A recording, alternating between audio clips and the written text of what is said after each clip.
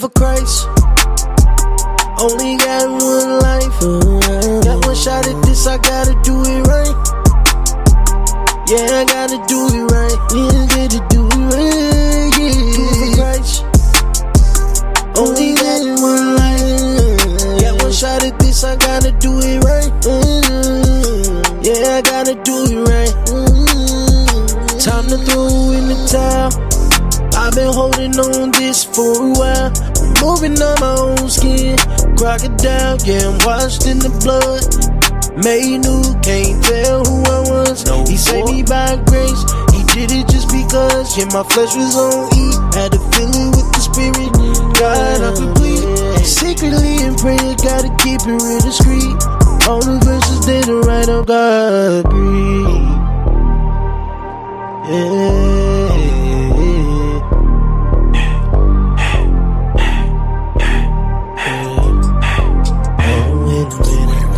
For Christ, only got one life. Happy wealthy This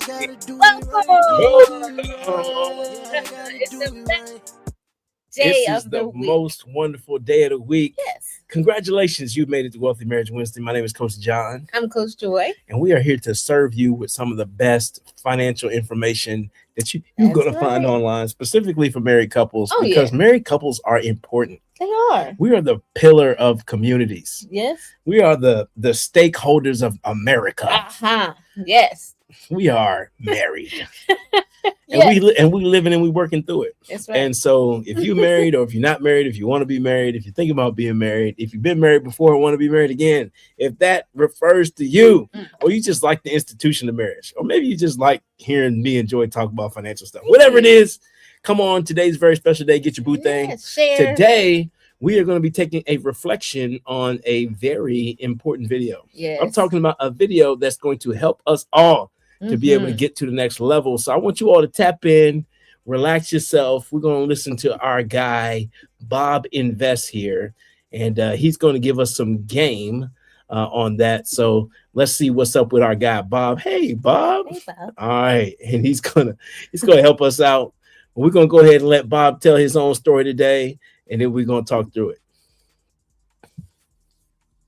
Imagine you are the CEO of a successful, growing startup.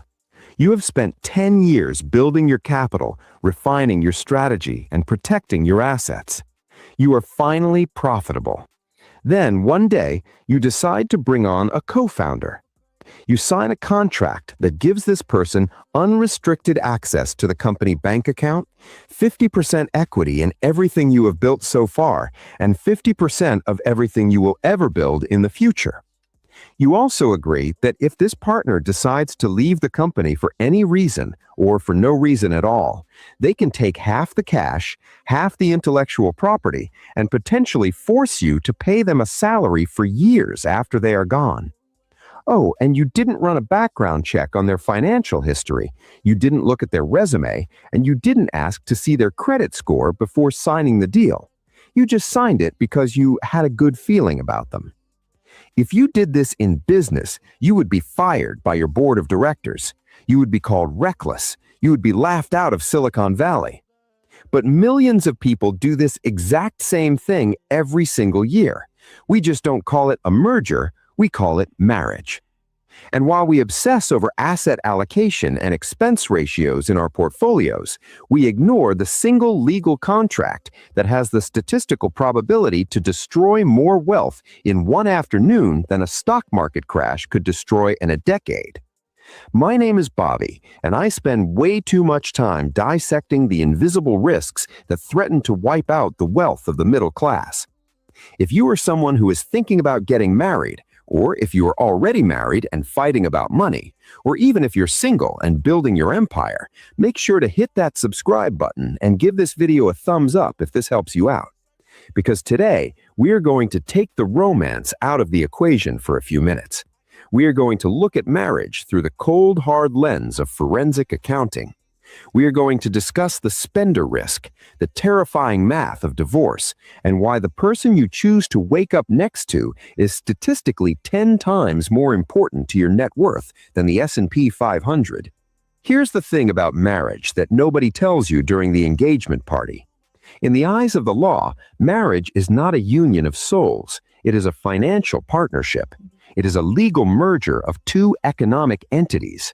When you say "I do," you are triggering a cascade of tax laws, property laws, and liability statutes that bind you to another person's financial behavior. Most people spend more time reading the terms and conditions of a new iPhone update than they do reading the contract of marriage. They walk in blind, guided by dopamine and oxytocin, completely ignoring the balance sheet. And this is dangerous because financial incompatibility is the silent killer of wealth.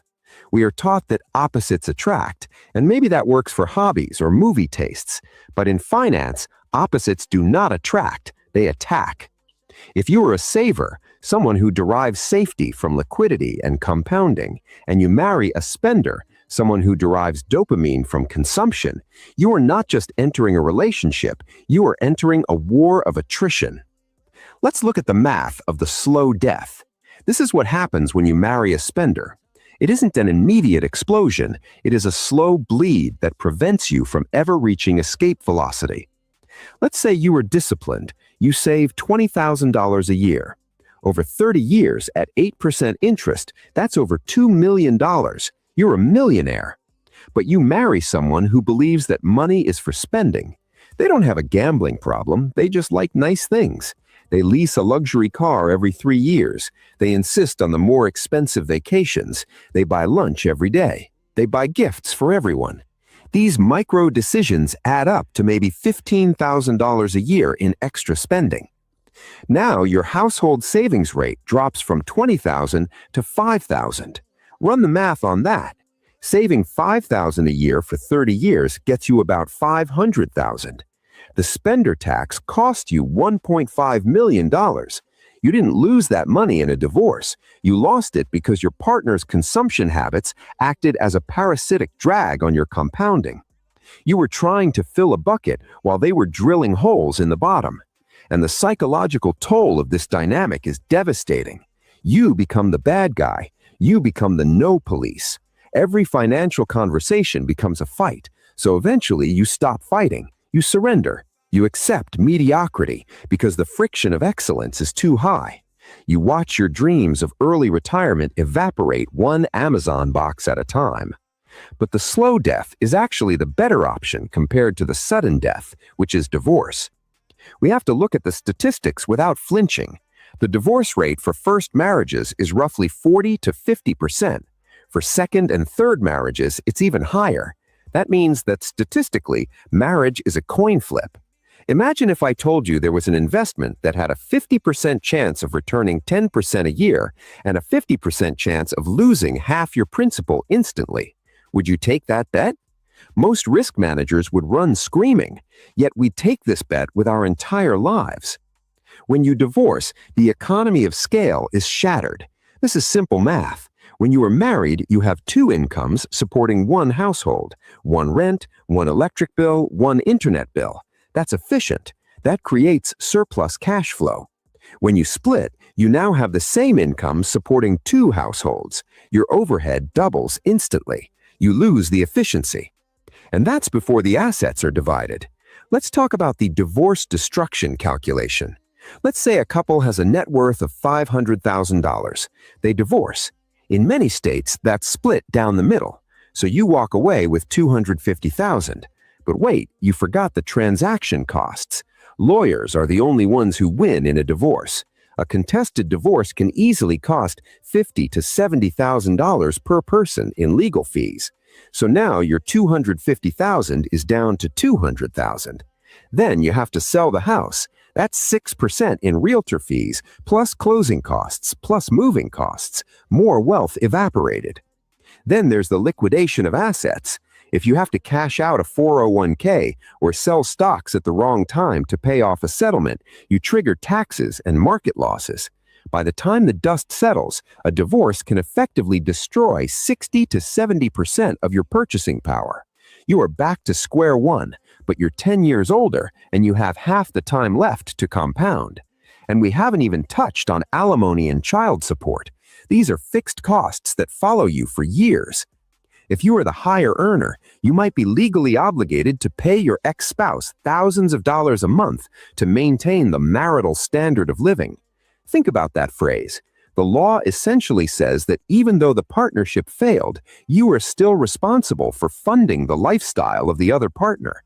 It turns your ex-spouse into a long-term liability on your balance sheet, like a bad debt that you cannot discharge in bankruptcy. I have seen high earners making $200,000 a year living in studio apartments and eating ramen because after taxes, alimony, and child support, their disposable income puts them below the poverty line. They are generating wealth, but they are not keeping it. They are indentured servants to their past relationship. Now, you might be thinking, Bobby, this is cynical. Marriage is about love, not money. And I agree, it should be about love, but money is the number one cause of divorce. Financial stress is the acid that eats away at love. If you want a happy marriage, you have to get the money right. You cannot build a stable emotional life on a cracked financial foundation. The irony is that by treating marriage like a business decision before you walk down the aisle, you actually protect the romance. You remove the single biggest stressor that kills relationships. When you and your partner are aligned on the numbers, you stop fighting about the past and start planning for the future. This brings us to the concept of financial infidelity. This is when one partner hides debt, hides spending, or lies about money. A survey found that something like 40% of Americans have committed financial infidelity. This is terrifying. You are legally liable for your spouse's debt in many scenarios. If they run up a credit card or take out a loan, creditors can come after the marital assets. You could wake up one day to find a lien on your house because your partner had a secret gambling habit or a shopping addiction. You are tethered to their credit score. If they tank their score, you can't get a mortgage. You are swimming with a partner who is secretly tying weights to your ankles. You need to know this before you jump in the water. So how do we de-risk this massive decision? How do we prevent the merger from failing? The first step is extreme financial vetting. You would never hire a CFO without seeing their resume and checking their references. You need to do the same with your partner. I know it's unromantic, but you need to have the money date. Before you get engaged, you need to open the books. Show me your credit score. Show me your student loans. Show me your credit card balances. Show me your spending habits. You need to look for red flags. Does this person view debt as a tool or a lifestyle? Do they have an emotional need to spend money to feel good? Do they avoid opening mail because they're afraid of bills? These are not quirks. These are structural defects in the partnership. You cannot fix a person who doesn't want to be fixed. If their financial values are fundamentally opposed to yours, you cannot marry them. Period. It will not work. You will spend your life bailing out their boat. The second step, and this is controversial but essential, is the prenuptial agreement. There is a stigma that prenups are for rich people or people who plan to divorce. That is nonsense. A prenup is simply an insurance policy. You don't buy car insurance because you plan to crash. You buy it because driving is dangerous. Marriage is dangerous. A prenup forces you to have the hard conversations while you still love each other. It allows you to define what is ours and what is mine. It can protect your premarital assets. It can protect you from your spouse's debt. It can pre-negotiate alimony so that you aren't at the mercy of a judge who doesn't know you. A prenup is a love letter to your future self. It says, I respect you enough to define the terms of our partnership clearly. If your partner refuses to sign a prenup or refuses even to discuss it, that is a massive red flag.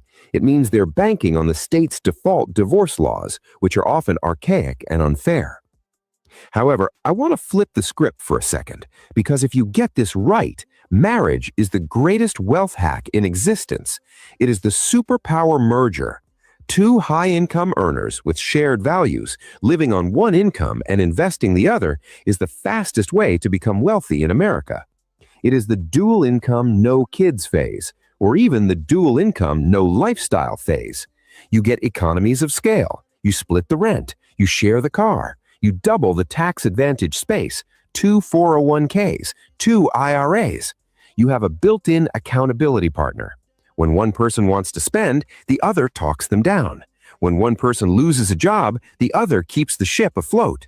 A financially aligned marriage is a fortress. It is unstoppable. The goal isn't to avoid marriage. The goal is to avoid a bad merger. Here's what most people don't realize. The stay-at-home spouse is also a financial decision. If one partner stays home, they are sacrificing their earning potential and their career trajectory. This is a massive contribution to the household, saving on childcare, managing the home, but it is also a massive risk for the non-working spouse. If the marriage ends, they have a 20-year gap in their resume. They have no 401k. This is why the legal system awards alimony, to compensate for this sacrifice. If you are the working spouse, you need to understand that you are essentially employing your partner to manage your life, and that comes with a severance package liability. If you are the stay-at-home spouse, you need to ensure you are protected, perhaps by having a spousal IRA funded every year. You need to treat the household as a business where both employees are compensated, even if one is paid in sweat equity. Ultimately, the decision of who to marry is an asset allocation decision. You are allocating your time, your emotion, and your future earnings to a single stock. Do not pick a penny stock. Do not pick a meme stock. Pick a blue chip stock. Pick a partner with a track record of stability, growth, and dividends, emotional support. You want a partner who compounds you, not one who discounts you. So here is the actionable play. If you are single, add financial literacy to your list of deal breakers. It should be right up there with kindness and attraction. If you are dating someone, stop avoiding the money talk. Ask them, what does wealth mean to you?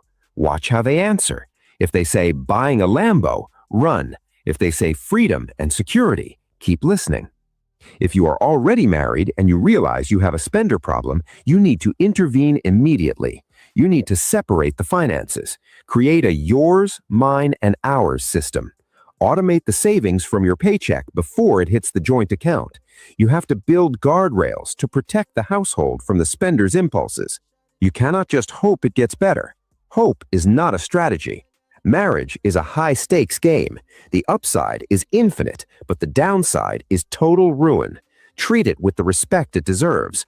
Do the due diligence, read the contract, and choose your co-founder wisely. Because a broken heart heals, but a broken retirement account lasts forever.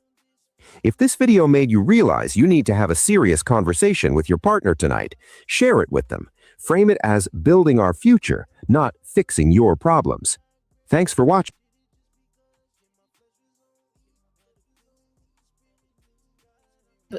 And there you have it. Wow, nuggets. wow.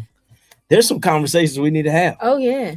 Hey, Yes. because a real reflection on this is a big deal, is having that conversation in advance. That financial Absolutely. literacy is a deal breaker. That's a major situation right there. Yeah, it is. That's really true because our situation was, I don't got time to go into all of it, but having those financial conversations ahead of time was so important. It helped us through our whole journey. Yeah. And so we decided how we was going to handle money early. We decided what it was going to look like. Right. We decided how to be able to go about this financial journey together. Right.